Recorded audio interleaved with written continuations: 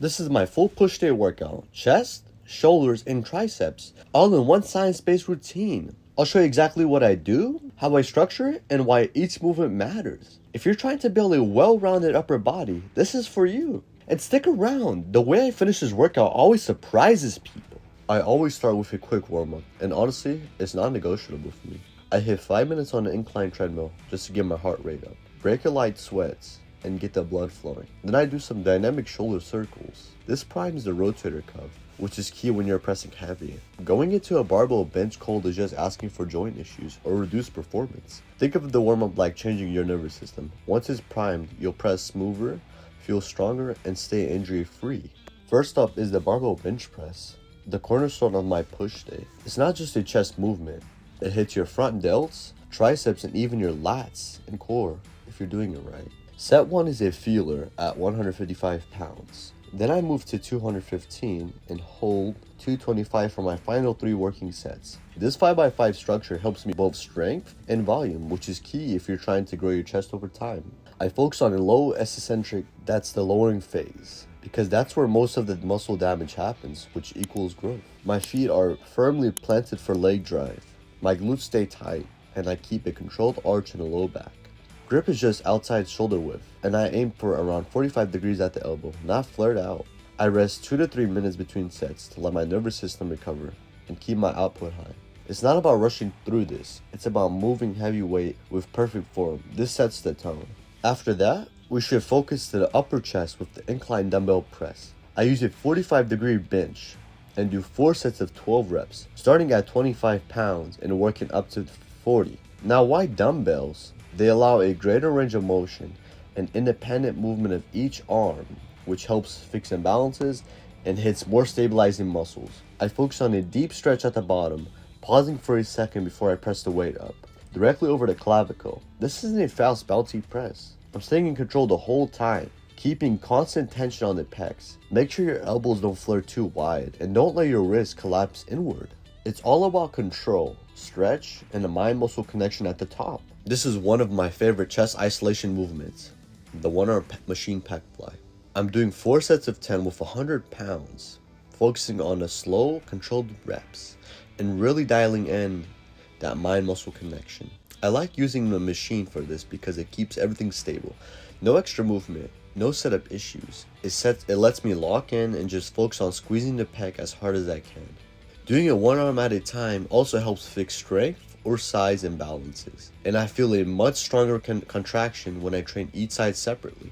I sit upright with my back flat against the pad and let my arm open up just past shoulder level to get a full stretch. From there, I drive it across my chest and pause at the top for a hard squeeze. This isn't a movement you want to rush. It's all about control, feeling the pack through the entire range and keeping tension from start to finish.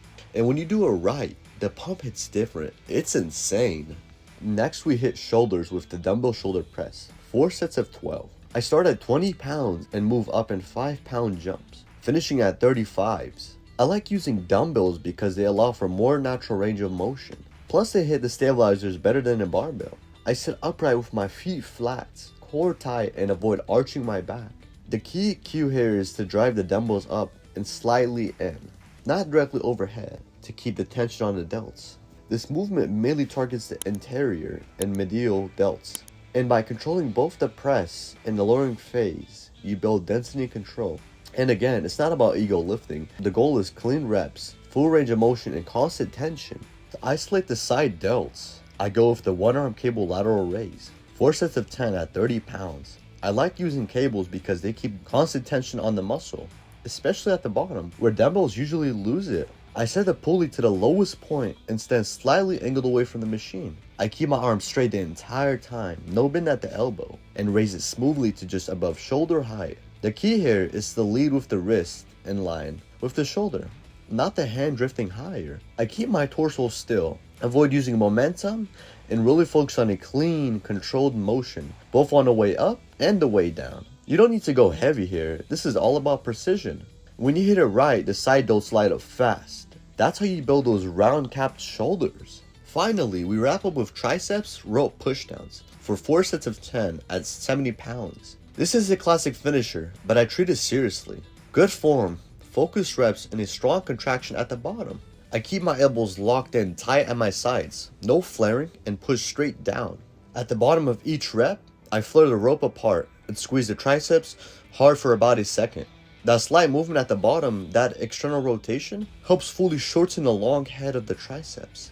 As I return, I stop right before the elbows start to move, keeping constant tension. By the last set, you should be getting that full skin-splitting pump in the arms. This one finishes the push day on a high note. So that's my full push day workout. Chest, shoulders, and triceps all hit in one well-rounded session. I built this routine to balance strength work with hypertrophy, so I'm getting both performance and muscle growth in every workout. It's taken some trial and error, but this is the structure that's helped me add size, clean up my form, and actually feel every muscle working the way it should. Let me know in the comments which exercise you're going to add to your own routine, or if there's a movement you want me to break down in a future video. And if you're someone who trains hard but finds it tough to stay mentally locked in the whole time, I've been using something that's really made a difference for me. It's called Myelin Caps by New Life Span. They were made to help with focus, clarity, and mental stamina. And honestly, I feel way more zoned in during my sessions when I take them. It's become part of my pre-workout stack at this point. If you want to check it out, the link's in the bio. And as always, if this helped you out, drop a like, hit subscribe, and I'll see you in the next one. Love you, my Gangies.